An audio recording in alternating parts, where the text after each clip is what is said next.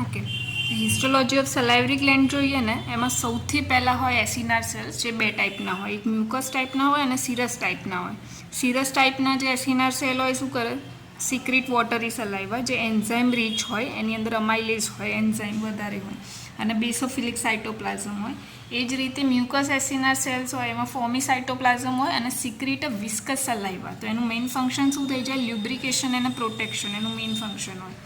હવે એસિનાર સેલ પછી આવીએ માયોએપિથેલિયલ સેલ્સ. માયોએપિથેલિયલ સેલ્સ ક્યાં હોય, એક તો એ સ્ટીલેટ શેપના હોય અને એની પ્રોસેસ જે હોય એરિયા એસિનાર સેલ્સની વચ્ચે હોય અને કોન્ટ્રેક્ટાઇલ નેચરના હોય. એટલે શું કરે, expel, help to expel saliva from acini and ducts. Okay, પછી ત્રીજી એસિનાઈ અને માયોએપિથેલિયલ સેલ પછી ત્યાં કનેક્ટેડ હોય ઇન્ટરકેલેટેડ ડક્ટ. ઇન્ટરકેલેટેડ ડક્ટ જે હોય એના સેલ ક્યુબોઇડલ હોય અને જે સ્મોલ ડક્ટ હોય અને સેન્ટ્રલ ન્યુક્લિયસ હોય અને transport saliva from acini and add bicarbonate and remove chloride ion. Okay, પછી એના પછી ચોથી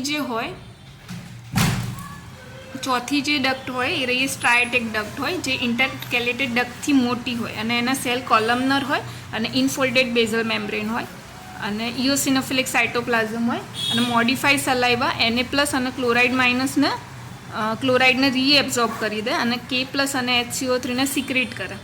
અને જે પાંચમી હવે આગળ જે ડક્ટ હશે, જે લાર્જ થશે, મેઇન બનશે એક્સક્રીટરી ડક્ટ હોય, જેના સેલ કોલમનર ઓર સુડોસ્ટ્રેટિફાઈડ હોય અને એ લાર્જ ડક્ટ હોય અને એનું મેઇન કામ શું છે કે સલાઇવાને ટ્રાન્સપોર્ટ કરવું ઓરલ કેવિટીમાં.